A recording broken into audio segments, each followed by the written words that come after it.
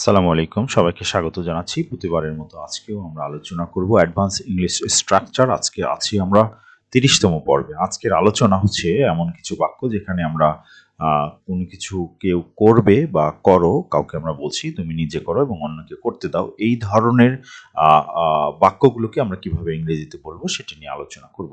That means আমরা যখন কাউকে কিছু বলি তখন আসলে একটা ভার্ব বলি। যেমন আমরা যদি কাউকে বলি করো, তাহলে আমরা বলি ডু ইট, ডু, অথবা আমরা বলি ডু ইট, এটা করো, রাইট? সো তাহলে এটা বলি এবং অন্যকে করতে দাও, let let do, right? Let and subject হবে, দেন আমরা বলবো let them do, let him do, এরকম আমরা বলতে পারি। সো আমাদের এখানে যে প্রথম বাক্য আছে এটার বিশ্লেষণ করলে আমরা বুঝতে পারবো যে আসলে আমাদের ট্রান্সলেশনগুলো আসলে কেমন হবে। যেমন নিজে করো বা নিজেই করো এবং অন্যদেরকে করতে দাও। তাহলে করার ইংরেজি হচ্ছে ডু, তাহলে ডু ইট, এটা করো, your self, yourself, do it yourself, মানে এটা তুমি নিজে করো বা নিজেই করো এবং অন্যদেরকে করতে দাও। লেট মানে কাউকে অনুমতি দেওয়া বা কাউকে পারমিট করা, রাইট? সো লেট অন্যদেরকে করতে দাও, লেট আদার্স, রাইট? আমরা আদার্স মানে অন্য বুঝি, তাহলে let others do, let's other do অথবা লেটস আদার ডু ইট আমরা বলতে পারি। সো আমরা বলছি do it yourself and let others do it, তুমি এটা করো এবং অন্যদেরকে করতে দাও। তুমি নিজেই করো এবং অন্যদেরকে করতে দাও, নিজেই করো এবং অন্যদেরকে করতে দাও, রাইট? সো আমরা কিন্তু এইভাবে আমাদের ট্রান্সলেশনগুলো করব বা করতে পারি। আমরা আরেকটি স্যাম্পল এখানে দেখতে পারি। আমাদের পরের যে বাক্য সেখানে বলা হচ্ছে যে নিজেই সিদ্ধান্ত নাও। সিদ্ধান্ত নেওয়া মানে ডিসাইড করা, রাইট? আমরা বলি decide, right? Decide yourself. So আমরা বলবো ডিসাইড ইয়োরসেলফ, নিজে সিদ্ধান্ত নাও, রাইট? এবং অন্যদেরকে সিদ্ধান্ত নিতে দাও। তাহলে আমরা বলবো লেট অন্যদেরকে, আদার্স, রাইট? তাহলে আমরা বলবো লেট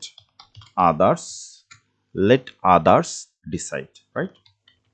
তাহলে অন্যদেরকে সিদ্ধান্ত নিতে দাও। এখন আমরা যদি বলি যে নিজেই সিদ্ধান্ত নাও এবং তাকে সিদ্ধান্ত নিতে দাও, তাহলে সেখানে আমরা আদার্সের জায়গায় লেট হিম বলবো অথবা হার বলবো, অথবা আমরা কোনো নামও বলতে পারি যে লেট রহিম ডিসাইড, লেট রহিম ডিসাইড মানে রহিমকে ডিসাইড করতে দাও, রাইট? তাহলে আমাদের পরের যে বাক্য সেটি যদি আমরা আরেকবার খেয়াল করি, তাহলে এইটার ট্রান্সলেশনটা কেমন হতে পারে? বিশ্বাস করো। সো বিশ্বাস করো এর ট্রান্সলেশন হচ্ছে বিলিভ, নিজেকে বিশ্বাস করো, দেন বিলিভ ইয়োরসেলফ, মানে আমরা বিশ্বাস করি কখনো কখনো নিজেকে, অন্যকে বা অন্য ঠিক আছে কোনো একটি ব্যক্তিকে বা কোনো একটি গ্রুপকেও আমরা বিশ্বাস করতে পারি। সো ইন দ্যাট কেস আমরা বলবো যে নিজেকে বিশ্বাস করো মানে নিজেকে বিশ্বাস করো, রাইট? অথবা আমার কথা বিশ্বাস করো, এরকম হতে পারে। সো আমরা নিজেকে বিশ্বাস করো এর কথা বলছি, তাহলে বিলিভ মানে হচ্ছে বিশ্বাস করা, বিলিভ ইয়োরসেলফ তোমাকে বিশ্বাস করো বা নিজেকে বিশ্বাস করো, আপনাকে বিশ্বাস করো। বিলিভ মি, আমার, তাহলে এটাও বলতে পারি যে আমাকে বিশ্বাস করো, রাইট? সো বিলিভ ইয়োরসেলফ তোমাকে বিশ্বাস করো, আর আমি যদি বলি বিলিভ মি আমাকে বিশ্বাস করো, and let others believe, right? Others অন্যদেরকেও বিশ্বাস করতে দাও। তাহলে কিন্তু আমরা এটা বলবো, তাহলে আমরা বলবো কি লেট আদার্স বিলিভ,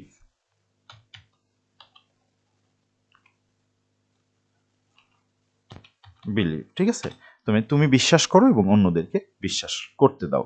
তুমি নিজেকে বিশ্বাস করো এবং অন্যদেরকে বিশ্বাস করতে দাও, রাইট?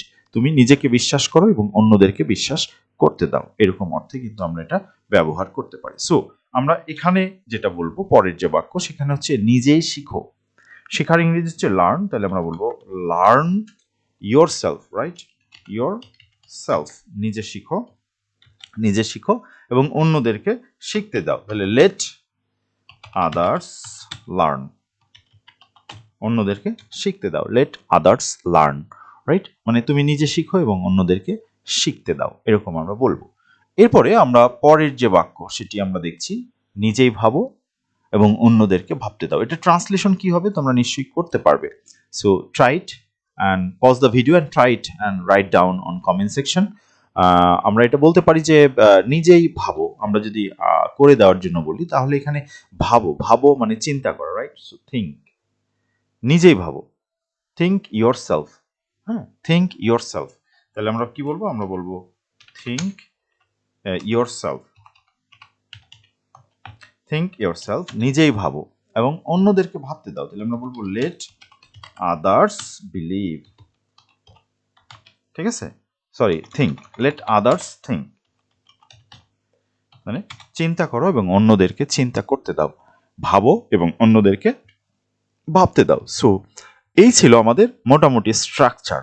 তাহলে খেলো এবং অন্যদেরকে খেলতে দাও, ঘুমাও এবং অন্যদেরকে ঘুমাতে দাও, এরকম অর্থে কিন্তু আমরা বলতে পারি। তখন আমরা হয়তো খেলো, দেন আমরা বলবো প্লে, নিজে খেলো, তাহলে আমরা বলবো play your self and let others play.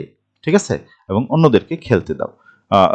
এবং আমরা যদি বলি ঘুমাও এবং অন্যদেরকে ঘুমাতে দাও, তাহলে আমরা বলবো স্লিপ। স্লিপ ইয়োর সেলফ, নিজে ঘুমাও যদি বলতে চাই তাহলে আমরা বলবো স্লিপ ইয়োর সেলফ।